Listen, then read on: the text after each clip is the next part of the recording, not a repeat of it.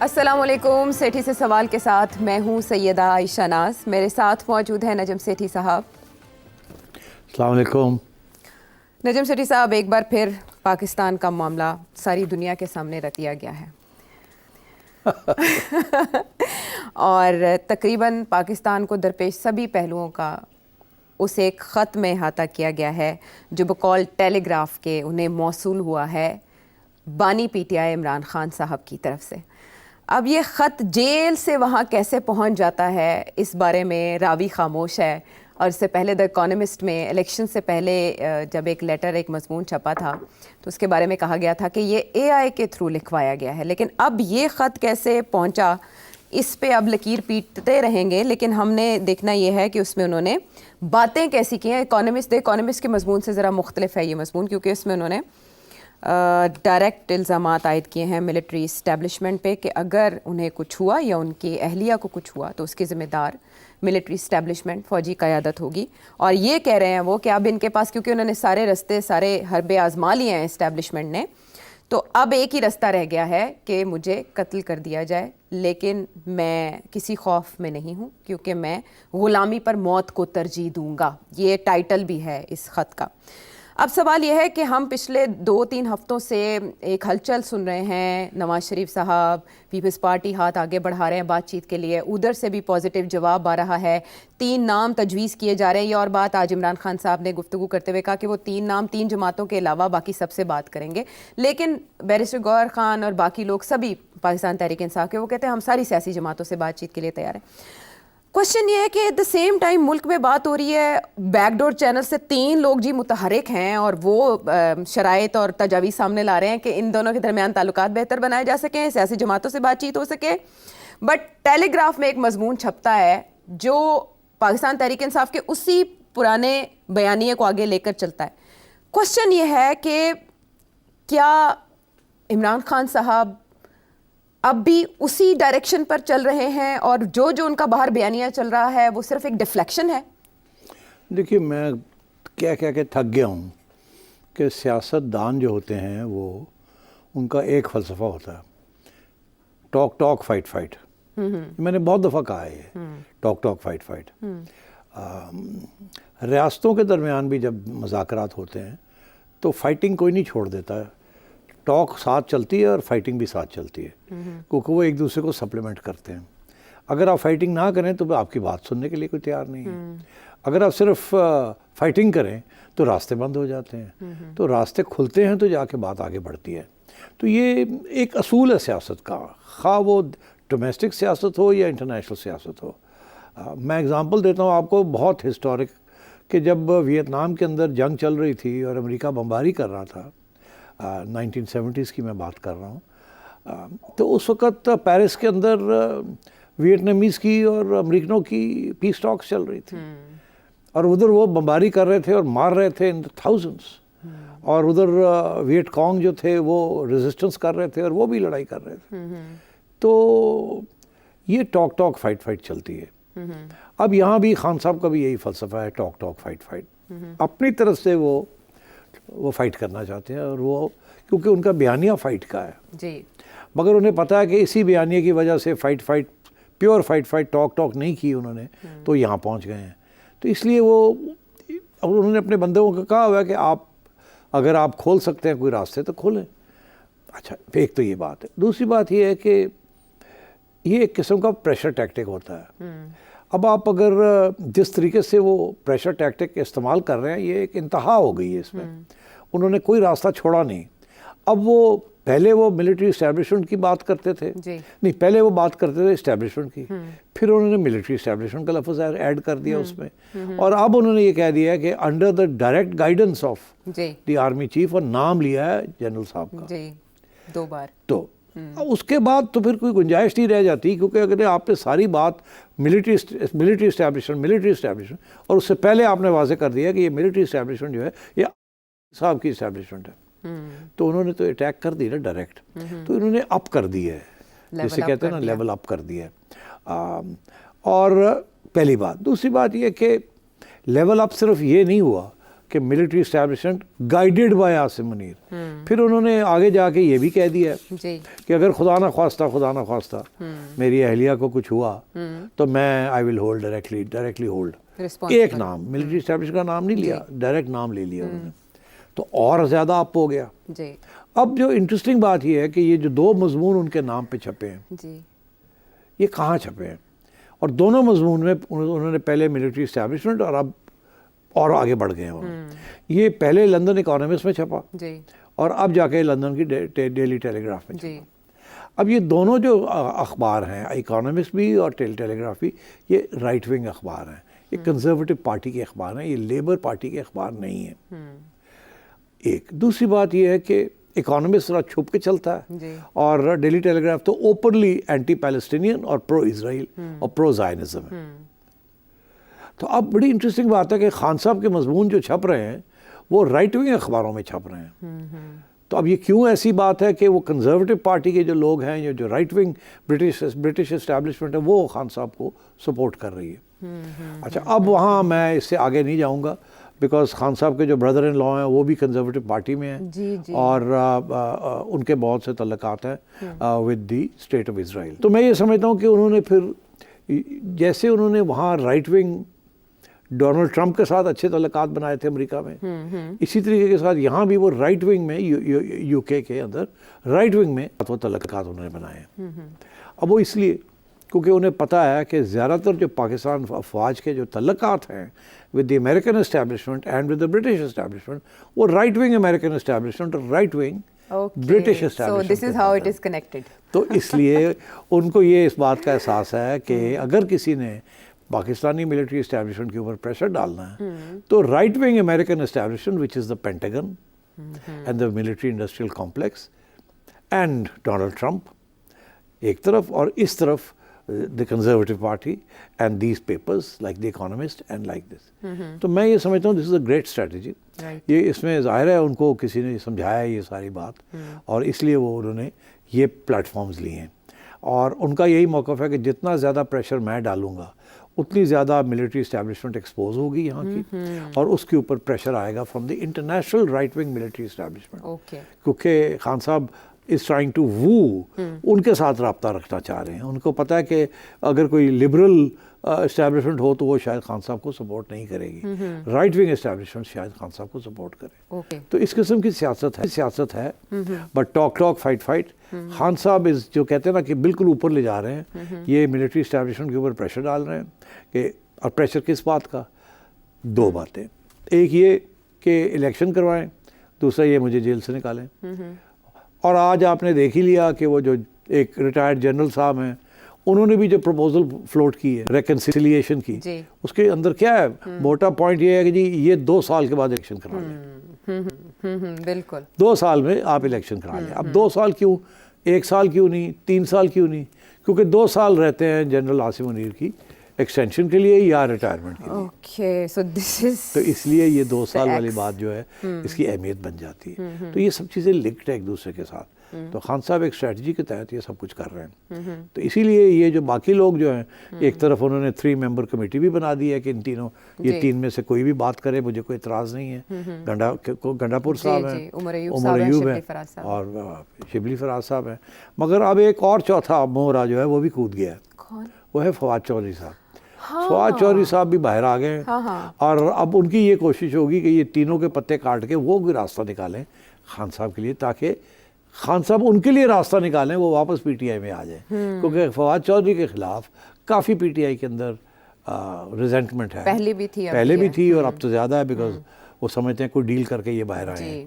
تو اس لیے اور فواد چودھری صاحب تھوڑے بہت ہاتھ پیر مار رہے ہیں. انہوں نے بڑی انٹرسٹنگ ایک بات کی ہے, ان سے یہ پوچھا گیا کہ کوئی ڈیل ہونے جا رہی ہے, آپ چاہیں گے کوئی ڈیل ہو جائے بٹوین عمران خان اور دی ملٹری اسٹیبلشمنٹ, اور کیا آپ ان سے ڈیل کرنے جا رہے ہیں؟ انہوں نے کہا نہیں ڈیل ویل کوئی نہیں ہونی, ہم نے انگیجمنٹ کرنی ہے. ان لفظ استعمال کیا انگیجمنٹ, ہم نے انگیجمنٹ کرنی ہے, مطلب بات چیت شروع کرنی ہے, ہم کوئی ڈیل نہیں کریں گے. تو ایک طرف وہ این آر او مانگ رہے ہیں بیسکلی, دوسری طرف وہ کہہ رہے ہیں ہم تو انگیج ہونا چاہ رہے ہیں, راستے بات چیت کرنا چاہ رہے ہیں, بات چیت پہ کیا حرج ہے, ڈیل ہم نہیں کریں گے.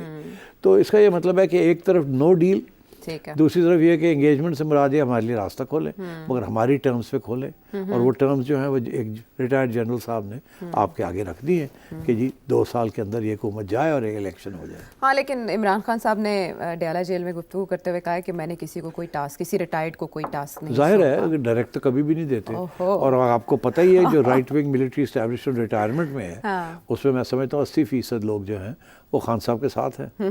تو وہ تو آپ نے دیکھ ہی لیا جس طریقے سے پچھلے مہینوں میں جو کیمپین چلی تھی آف ریٹائرڈ آرمی پرسنل. جی بالکل, یہ پاکستان میں بھی اور آؤٹ سائڈ پاکستان. ابھی بھی سب سے بڑی لابی جو ہے وہ آؤٹ سائڈ پاکستان بیٹھی ہے, جو کہ وہاں سے بیٹھ کے یہ چلا رہی ہے پوری کیمپین. تو یہ کوئی it's all part of a particular pro Imran Khan lobby. Okay, part of a design. اسی ڈیزائن کا کسی ڈیزائن کا ذکر عمران خان صاحب نے بھی کیا, اور جو بات آپ کر رہے ہیں سیٹھی صاحب, حامد خان صاحب نے بھی ایک انٹرویو میں وہی بات کی ہے کہ جب بہت زیادہ دباؤ ہوتا ہے تبھی اسٹیبلشمنٹ بات کرنے کے لیے مجبور ہوتی ہے, اور اگر حکمران اتحاد حکومت چھوڑ دے تو ہی بات ہو سکتی ہے. یعنی جتنا آپ کا انالیسس تھا وہ حامد خان صاحب یہ کہہ رہے ہیں جی, تو کہہ رہے ہیں کہ پریشر جتنا زیادہ ڈالے وہ اچھا ہے. تو اب میرا سوال یہ ہے کہ اس سے پہلے آپ بتا چکے کہ سوری ٹو کٹ یو, اس سے پہلے آپ بتا چکے کہ اسٹیبلشمنٹ کی طرف سے نو انٹرسٹ, نو لفٹ. اس طرح کے مضمون کے بعد کیا اسٹیبلشمنٹ دباؤ میں آئے گی؟ میں یہ سمجھتا ہوں کہ پریشر تو آئے گا, ڈائریکٹلی کبھی بھی اسٹیبلشمنٹ بات نہیں کرے گی, مگر اب جب اس قسم کے آئیڈیاز فلوٹ ہونے شروع ہو گئے ہیں, یہ جنرل لودھی ریٹائرڈ کہتے ہیں کہ جی میں نے تو پہنچا دی اپنے پرپوزلس مگر کوئی جواب نہیں مجھے ملا. ان کو مل گیا مگر جواب نہیں ملا. میں نہیں سمجھتا کہ کوئی فارمل جواب ملے گا ان کو. میں آج پیشن گوئی کرتا ہوں کہ ملٹری اسٹیبلشمنٹ کی طرف سے کوئی جواب نہیں ملے گا ان کو, مگر یہ ضرور ہے کہ جواب ملے گا کسی اور قسم کا. اب وہ کیا ہوگا وہ I'd rather not go there, وہ تو پھر خود ہی وہ فیصلہ کریں گے انہوں نے کیا جواب دینا ہے. مگر دیکھیے نہ جواب دینا بھی تو جواب ہوتا ہے. بالکل ایسے ہی ہے نا, بولنا اور سائلنٹ رہنا دونوں جواب ہوتے ہیں. Silence is also an expression. یاد ہے آپ کو DGISPR کی یہ ٹویٹ؟ بالکل. تو silence is golden, some times silence is very loud. تو یہ لاؤڈ سائلنس نہ ہو جائے. مجھے جو بات دلچسپ لگتی ہے کہ ایک سیزنڈ جرنلسٹ نے یہ بات اٹھائی ہے, اور انہوں نے یہ بات یہاں تک اٹھائی کہ اب فرنٹ پیج پہ اخباروں کے آنی شروع ہو گئی ہے اور ڈسکشن میں آنی شروع ہو گئی. آپ کو یاد ہوگا پچھلے ہفتے آپ نے ذکر کیا تھا اور میں نے ایک ہی سینٹنس میں اس کو ریجیکٹ کر دیا تھا, یاد ہے کہ جی یہ کون لوگ ہیں اور یہ کیا کر رہے ہیں, اس کی کہیں بات بنے گی یا نہیں بنے گی. میں نے کوئی بات نہیں بنے گی.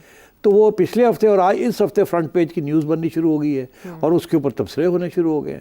تو اس کے پیچھے بھی تو کوئی چیز ہوگی نا.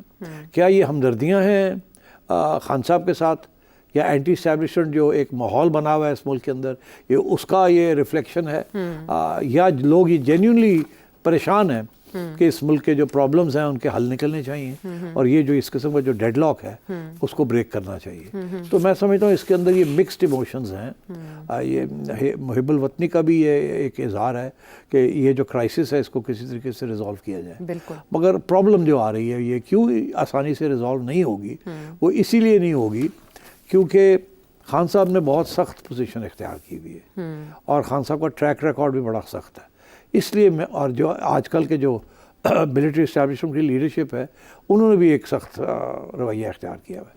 میرا یہ موقف ہے کہ یا ان دونوں میں سے یہ نہیں ہوگا کہ یہ ملٹری اسٹیبلشمنٹ خان صاحب کے ساتھ بیٹھ کے کوئی مذاکرات کرے, کیونکہ خان صاحب کے demands are completely unacceptable to this establishment. تو یا تو اس اسٹیبلشمنٹ میں تبدیلی آئے, یا خان صاحب جو ہیں وہ اپنا موقف جو ہے وہ جینیونلی چینج کریں اور کنونس کریں کہ انہوں نے چینج کیا ہے. مگر یہ ایک کرائسس ڈیفینیٹلی ہے.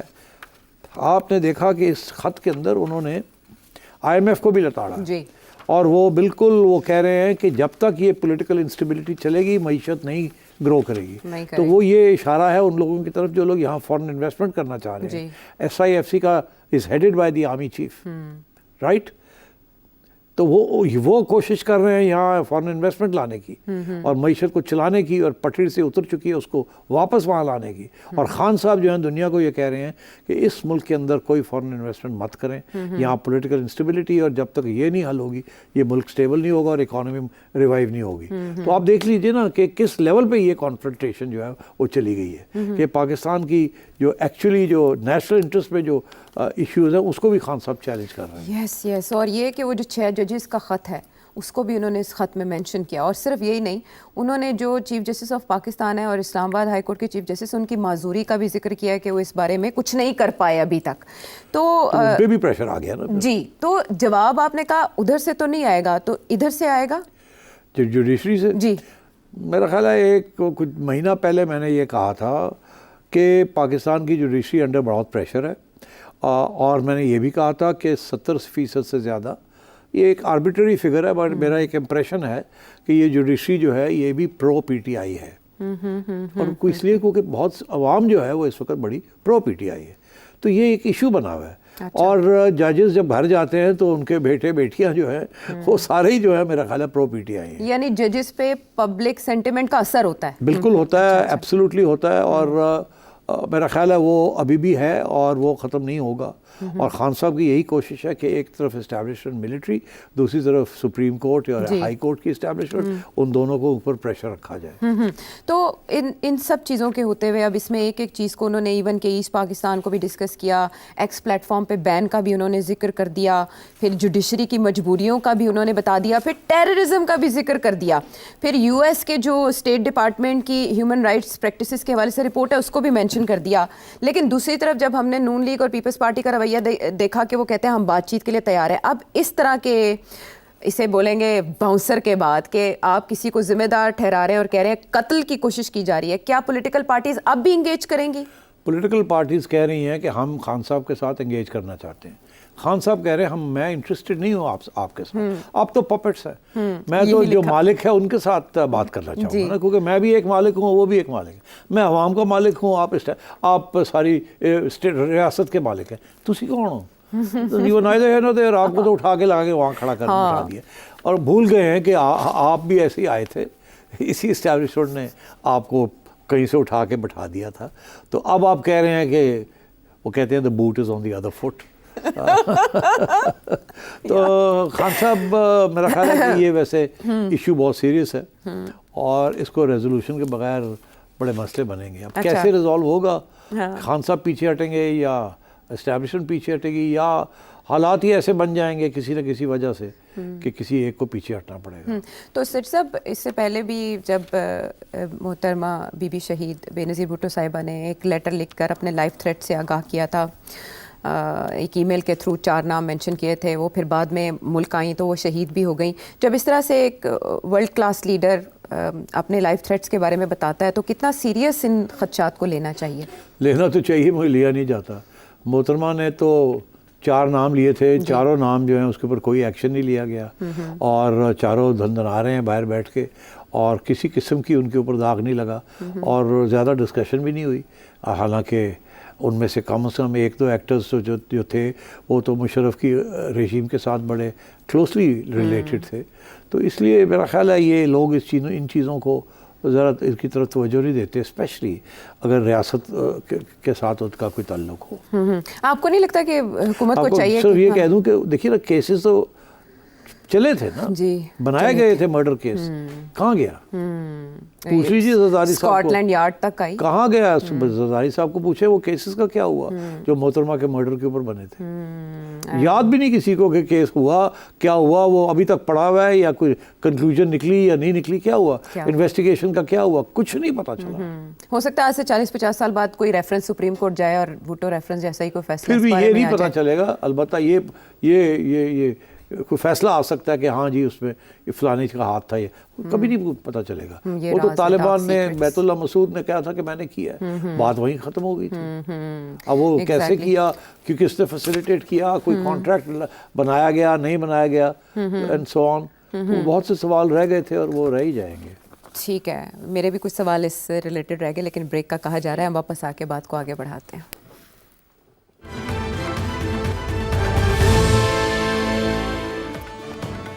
شو میں ایک بار پھر خوش آمدید. اچھا, کوشچن جو ہے وہ ہے بڑا انٹرسٹنگ, امریکن الیکشن سے ریلیٹڈ. مجھے اس سے یہ بات بھی یاد آ گئی کہ ایئر بیسز کا اکونومسٹ والے مضمون میں بھی ذکر کیا خان صاحب نے, اور اب پھر اس لیٹر میں کر دیا. یہ ان کو خبر کون دیتا ہے جس کو دفتر خارجہ کی تردید کرنی پڑتی ہے کہ بھائی ایسا کچھ نہیں؟ نہیں دیکھیے, خان صاحب پرائم منسٹر رہے ہیں نا. اچھا, تو یہ باتیں تو ان کے زمانے میں بھی ہوتی ہوں گی نا. تو ان کو تو پتہ ہے ایجنڈا کے اوپر آئٹمز کون سے تھے بٹوین یو ایس پاک. اوکے. تو خان صاحب نوز کہ ڈسکشنز جاری تھیں. میں نے بھی اپنے ایک پروگرام میں ذکر کیا تھا, پسند نہیں آئی میری بات کہیں, مگر خان صاحب کو پتہ ہے کہ یہ آئٹم ایجنڈا آئٹم تھا. اب وہ سوچ رہے ہوں گے کہ پتہ نہیں یہ انہوں نے کنسیڈ کر دیا یا نہیں کیا, کیونکہ اس وقت تو یہ باتیں چل رہی تھی, کنسیڈ نہیں کیا تھا. مگر میرا نہیں خیال ابھی بھی کنسیڈ کیا ہے, مگر میرا خیال ہے خان صاحب کو پتہ ہے کچھ باتوں کا. کمزوری کا وہ کہتے ہیں نا دکھتی رگ, شاید وہ چھیڑ کے نا آئیڈیا تو ہو جاتا ہے خط پڑھنے کے بعد. لیکن احسن صاحب پوچھنا کیا چاہ رہے ہیں جی؟ آنے والے امریکن الیکشنز میں جہاں ہمیں یہ لگ رہا ہے کہ شاید ٹرمپ کو بائیڈن پر برتری حاصل ہے, سبقت حاصل ہے, اگر ٹرمپ جیت جاتے ہیں تو اس کے محرکات پاکستان پر کیا ہوں گے اور دوسرے ریجنز پہ کیا ہوں گے, اور جو یوکرین رشیا وار ہے کیا وہ کسی انجام کی جانب جا سکے گی؟ ہاں جی, ایسے ہے کہ ٹرمپ جیت جاتے ہیں, ہاں بالکل 50-50 چل رہا ہے اس وقت, تو ٹرمپ جیت سکتے ہیں, مگر شیور نہیں ہے. میرا خیال ایک آدھ اسٹیٹ میں یہ فیصلہ ہوگا کہ کون جیتا ہے اور کون ہارتا ہے. اگر ٹرمپ جیت جاتے ہیں تو آپ سوچئے کہ ٹرمپ نے وہی کام کرنا ہے جو وہ پہلے کرتے رہے. اب وہ کیا کر رہے تھے پہلے اور اب کیا کریں گے؟ ایک تو وہ نیٹو کی ایکسپینشن کے خلاف ہیں. وہ سمجھتے ہیں کہ یورپ کو خود پیسے اب اپنی ڈیفنس کے لیے پیسے کچھ کنٹریبیوٹ کرنا چاہیے. یہ سارے کا سارا بوجھ جو ہے یہ امریکہ کو نہیں اٹھانا چاہیے. تو ایک تو یہ, اور یورپ اس بات کو پسند نہیں کرتا. وہ تو کہتے ہیں جی امریکن ٹروپس بھی یہاں بیسڈ ہوں, سارا نیٹو کو امریکہ ہی چلائے اور ہماری ڈیفنس جو ہے وہ ساری کی ساری امریکہ ہی کرے, کیونکہ وہ سمجھتے ہیں کہ ان کی معیشت جو ہے وہ کافی کمزور ہیں کمپیئر ٹو دی امریکن, اور وہ سمجھتے ہیں کہ وہ اتنے بڑے زیادہ پیسے ڈیفنس کے لیے نہیں دے سکتے. اس لیے وہ نیٹو کے اندر رہنا چاہتے ہیں اور وہ چاہتے ہیں کہ امریکہ نیٹو کو اسٹرانگ رکھے. مگر ٹرمپ کا یہ موقف ہے کہ نہیں, اب وقت آ گیا کہ یورپ جو ہے وہ اپنی ڈیفنس کا خود فیصلہ کرے, اور کچھ نہیں تو نیٹو سارا کا سارا خرچہ امریکہ کو نہیں اٹھانا پڑے, یہ خود بھی کنٹریبیوٹ کریں اپنی ڈیفنس کے لیے. پہلی بات تو ایک تو یہ کہ امریکہ یورپ ریلیشنز جو ہے وہ اور ٹینس ہو جائیں گے. نمبر 2, وہ نہیں سمجھتے کہ Russia poses a big threat. وہ پینٹاگن اور ملٹری انڈسٹریل کمپلیکس کے خلاف ہیں. ان کا یہ موقف رہا ہے کہ یہ ہماری امریکہ کی جو ملٹری انڈسٹریل کمپلیکس ہے یہ ہر جگہ پہ چاہتی ہے کہ رجیم چینج ہو, جنگ ہو, تاکہ ان کے بجٹس بڑھیں اور کمیشنز بڑھیں اور یہ اپنے ٹینٹیکلز جو ہے ساری دنیا میں پھیلائیں. ٹرمپ سمجھتا ہے کہ ہمیں اس کو ڈومیسٹک اکانومی کی طرف توجہ دینی چاہیے, اور وہ تھوڑا سا آئسولیشنسٹ ہے جسے کہتے ہیں. وہ سمجھتا ہے کہ امریکہ نے بہت بڑا اپنا ایکسٹرنل رول کیا ہوا ہے, اس کی کوئی ضرورت نہیں ہے. تو گھر میں توجہ دینی چاہیے اور گھر میں اپلفٹ کرنی چاہیے, اور یہ جو جنگجو قسم کی جو ریاست بنی ہوئی ہے امریکہ کی, اس کو کمزور کرنا چاہیے. مگر ساتھ ساتھ وہ امیگریشن کے بھی خلاف ہیں, اسپیشلی میکسیکن امیگرنٹس, اور ویسے بھی امیگریشن پالیسیز کو وہ ٹائٹ کرنا چاہتے ہیں, کیونکہ وہ ایک جسے آپ سمجھ ہیں نا وائٹ سپریمیسسٹ اور انورڈ لکنگ امریکہ کو بنانا چاہ رہے ہیں. وہ سمجھتے ہیں کہ بہت زیادہ انٹرنیشنلسٹ ہو گیا امریکہ, اور اس کے پرابلمز ہی اسی وجہ سے ہو رہے ہیں. تو میں یہ سمجھتا ہوں کہ وہ کوریا کے ساتھ بھی بنا کے رکھنا چاہتے ہیں, لڑائی جھگڑا نہیں کرنا چاہتے. چائنا کے ساتھ بھی کاروبار کرنا چاہتے ہیں, رشیا کے ساتھ وہ لڑائی جھگڑے نہیں کرنا چاہتے, اور وہ سمجھتے ہیں کہ نیٹو کو آگے نہیں بڑھنا چاہیے. اور وہ سمجھتے ہیں یہ جو بائیڈن کی پالیسی ہے, یورپ کی جو پالیسی ہے, جس کے ساتھ وہ یوکرین کو نیٹو میں انکلوڈ کر کے رشیا کے بالکل بارڈر کے اوپر اپنی پہنچنا چاہتے ہیں, اور وہ سمجھتے ہیں کہ رشیا از جسٹیفائڈ کہ وہ یہ نہ کرے. اس کے علاوہ بھی وہ یہ سمجھتے ہیں کہ پیلسٹائن کے لیے جو سپورٹ دنیا میں اب ابھر رہی ہے, وہ سمجھتے ہیں امریکن فارن پالیسی ٹورڈز اسرائیل, اس کو بھی تبدیل کرنے کی ضرورت ہے.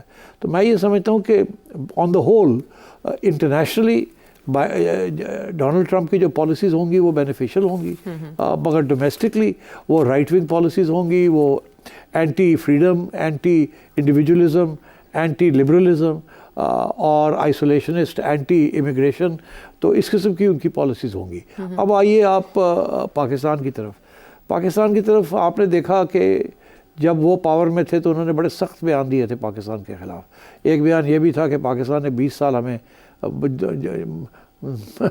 کیا لفظ استعمال کروں, وہ بنایا ہے اور اب ہم وہ نہیں بننا چاہیں گے, اور یہ $20 ارب ہم سے لے گئے اور ہم سے گیمز کھیلتے رہے, ڈبل کراسنگ کرتے رہے. تو ان کا موقع بڑا کلیئر ہے پاکستان کے بارے میں. مگر اب کیونکہ پاکستان کی ضرورت نہیں ہے انہیں, اور وہ سمجھتے ہیں کہ افغانستان کے اندر بھی مداخلت امریکہ کی اب نہیں ہونی چاہیے, تو میرا خیال ہے کہ ان کی دلچسپی پاکستان میں بڑی کم سے کم رہے گی، اب منیمل رہے گی. اس وقت تو پھر تھوڑی سی انٹرسٹ تھا بیکاز ابھی وڈرال ہونی تھی اور سب کچھ ہو رہا تھا، مگر اب وہ فارغ ہو چکے ہیں افغانستان سے، اور یہ بیسز اور اس قسم کی چیز وہ اس کو زیادہ انکریج نہیں کریں گے. البتہ یہ ضرور ہے کہ وہ انٹرسٹ رکھیں گے ان ٹرمز آف کہ یہاں کوئی ایسی ٹیررزم نہ ابھرے جس کا امپیکٹ جا کے پاکستان پہ پڑے، مگر اس سے زیادہ وہ زیادہ پاکستان میں دلچسپی نہیں شو کریں گے.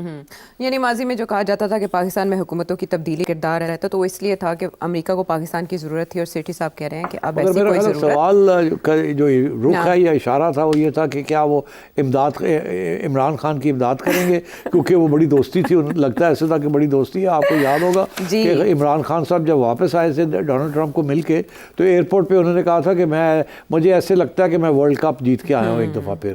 تو مگر ظاہر ہے وہ ورلڈ کپ تو کیا جیت کے آئے تھے، ایسی کوئی بات نہیں تھی، دوستی شوستی کوئی نہیں ہوتی، یہ انٹرسٹ کی بات ہوتی ہے.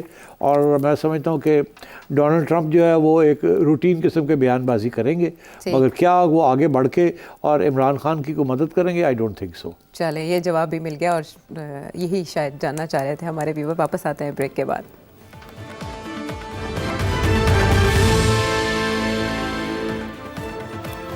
ویلکم بیک ٹو دا شو. اب آپ کی ایک اور ایکسپرٹیز کے حوالے سے سوال آیا ہے، یہ کرکٹ سے متعلق ہے. آئی ہوپ نقوی صاحب کے بارے میں نہیں، ہم آپ کو کوئی جو سوال نہیں لینا نقوی صاحب کے بارے میں یا پی سی بی کے بارے میں. آئی نو آپ ہر بار یہی انسٹرکشن دیتے ہیں، لیکن ظاہر ہے ہمیں بھی تو چھیڑ خانی کرنی ہے، کوئی خبر نکلوانی ہے. کیا سوال؟ چلیں وہ عدیل صاحب کیا پوچھنا چاہ رہے ہیں، میرا خیال ہے انہیں کی زبانی شامل کرتے ہیں. ہماری بڑی خواہش ہے کہ پاکستانی کرکٹرز آئی پی ایل کھیلیں. آپ پی سی بی اور گورنمنٹ آف پاکستان کو کن اقدامات کرنے کا مشورہ دیں گے کہ یہ ممکن ہو سکے؟ دیکھیے I P L, Indian cricket board اور آئی پی ایل دونوں الگ حیثیت ہے، مگر تعلق ہے ظاہر ہے. مگر جیسے انڈین کرکٹ بورڈ کا فیصلہ ہے کہ وہ پاکستان کے ساتھ نہیں کھیلیں گے، وہ پاکستان کرکٹ ٹیم نہیں بھیجیں گے.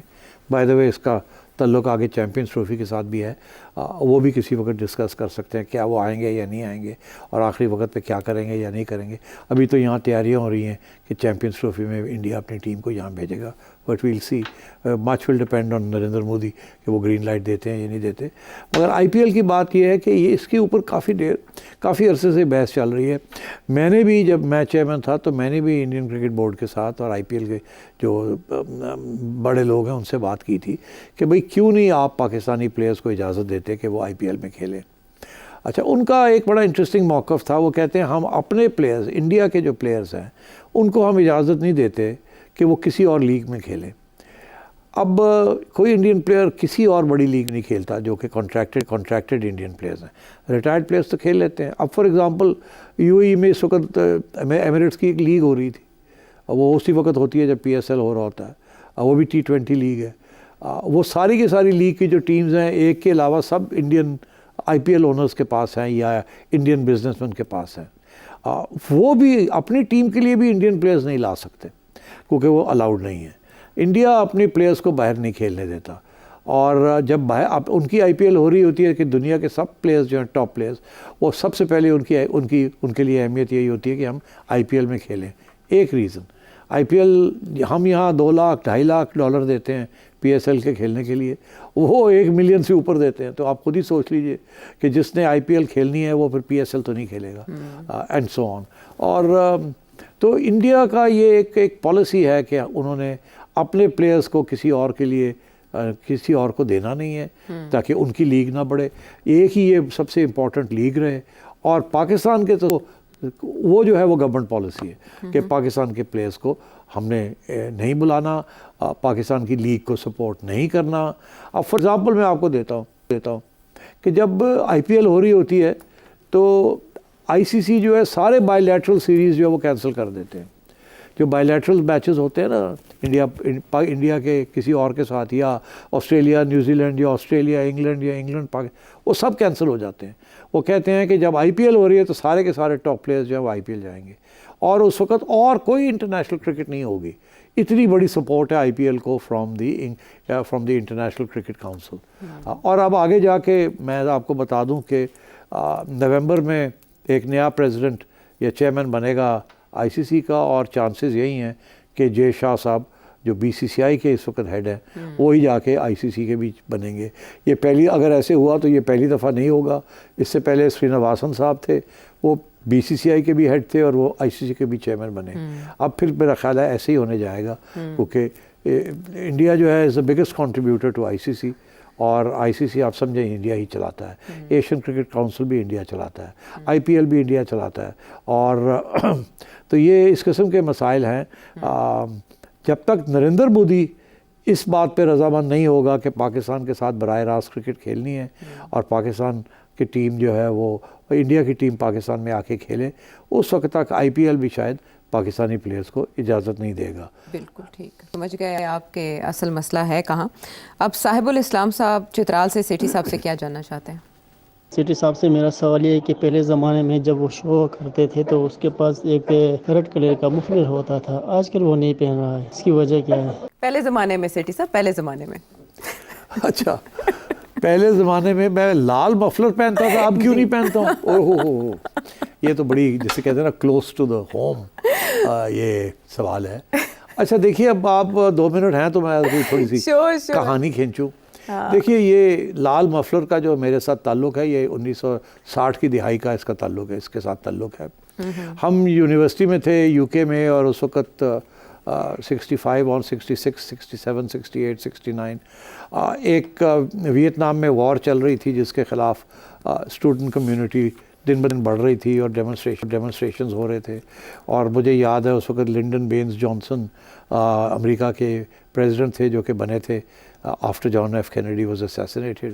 یہ وائس پریزیڈنٹ تھے, یہ بنے, انہوں نے ویتنام کے اندر وار کو ایکسٹینڈ کیا. اور اسٹوڈنٹ کمیونٹی اور لبرل کمیونٹی جو تھی وہ دے ور آل اگینسٹ دس وار. تو ہمیں یاد ہے ہم بڑی ڈیمونسٹریشنز میں حصہ لیتے تھے, لنڈن میں بھی, کیمبرج میں بھی. اور اس وقت یہ زیادہ تر یہ جو ڈیمونسٹریشنز تھی against Lyndon Baines Johnson and the American involvement in the Vietnam war, ہم کہتے تھے hey LBJ how many kids did you kill today, hey LBJ, پھر ہو چی مین, ہو چی مین. تو وہ اب آپ کو پتہ ہے یہ جو لیفٹسٹ ریجیمز تھی یا جو کمیونسٹ ریجیمز تھی جس کے خلاف یہ جنگ چھڑی ہوئی تھی, امریکہ نے چھڑی ہوئی تھی. چائنا کا بھی ہے ریڈ, رشیا کا بھی ریڈ تھا, ویتنام کا بھی جھنڈے کے اندر ریڈ ہے. تو یہ red colour comes from the communist regimes. اچھا, یہ تو شروع سے ایسے ہی ہے, مگر انٹرسٹنگ بات یہ ہے کہ اسٹوڈنٹس نے یہ ریڈ کلر اس وقت, جس میں خادم بھی شامل تھا, کیونکہ اس وقت جو جنگ چھڑی ہوئی تھی was against, it was an imperialist war against Vietnam. اور اس میں امریکہ لاکھوں کی تعداد میں, ہزاروں کی تعداد میں, سینکڑوں کی تعداد میں زخمی اور کل کر رہا تھا, اور بامبنگ ہو رہی تھی B-52s کی. تو اس وقت جب یہ ڈیمونسٹریشنز ہوتے تھے تو بہت سے لوگوں نے ریڈ فلیگز پکڑے ہوتے تھے, یا ریڈ اسکارفس پہنے ہوئے ہوتے تھے, یا لال ٹوپیاں پہنی ہوئی ہوتی تھیں as a measure of solidarity. تو یہ ریڈ اسکارف کی بیک گراؤنڈ وہ ہے. میں نے تو کیمبرج میں پھر تھرو آؤٹ مائی 4-5 years دیر میں تو ریڈ اسکارف ہی پہنتا رہا. کوئی داڑھی واڑی بھی رکھی ہوئی تھی تھوڑی سی. اچھا, ہاں, اس زمانے کی تصویر ہے کوئی؟ وہ پتہ نہیں, وہ چھپا کے رکھی ہے. تو اب میں نے دیکھا جہاں جب میں آیا تو شروع میں نے بھی ریڈ اسکارف یہاں بھی پہننا شروع کر دیا. ایویں ہی جیسے کہتے ہیں ڈرامہ کہ چلو تھوڑا سا نشاندہی ہو جائے, ہاں کہ کچھ یاد رہے گا پرانے زمانے جب ہم بھی احتجاج کرتے تھے, سڑکوں پہ نکلتے تھے. اب تو ہمت نہیں ہے, تو اس وقت تھی. تو پھر میں نے دیکھا ایک دن کہ وہ عمران خان صاحب نے ریڈ اسکارف پہنا ہوا ہے. تو میں نے کہا ارے یہ کیا ہوا؟ تو پھر میں نے سوچا کہ خان صاحب کو بھی یہ شاید اسی قسم کی سوچ ہوگی کہ وہ بھی اب اپنے آپ کو ایک ریبل سوچ رہے ہیں اور ریوولٹ کرنا چاہ رہے ہیں. تو ظاہر ہے وہ انقلاب کا رنگ جو ہے وہ لال ہی تھا نا, تو خان صاحب نے بھی پھر انقلابی بن چکے تھے. وہ پھر جب, اور میں نے کہا یار یہ میرا ایک اسکارف تھا, اب خان صاحب نے بھی پہننا شروع کر دیا. تو پھر میں نے سوچا یار اس کو میں رکھوں یا نہ رکھوں. ابھی میں سوچ ہی رہا تھا تو ایک دن میں نے دیکھا کہ شیخ رشید صاحب انہوں نے بھی لال اسکارف لینا شروع کر دیا. میں نے کہا ہوں بہت ہو گیا, ہوں میں لا دینا ہوں. شیخ صاحب اگر لال اسکارف پہن گئے تو میں اس کھاتے دستبردار ہوتا ہوں. تو وہ پھر میں نے لال اسکارف آپ نے سنبھال کے رکھا ہے؟ سنبھال کے رکھا ہوا ہے, اور جس دن شیخ صاحب اتاریں گے تو میں واپس پہن گا. بڑا انٹرسٹنگ سوال آیا, اور اس کا جواب اس سے زیادہ انٹرسٹ مزید جاننا چاہیں تو اس نمبر پر بھیجیے جو آپ کے سامنے ٹیلی ویژن اسکرین پر. اگلے پروگرام تک کے لیے اجازت دیں.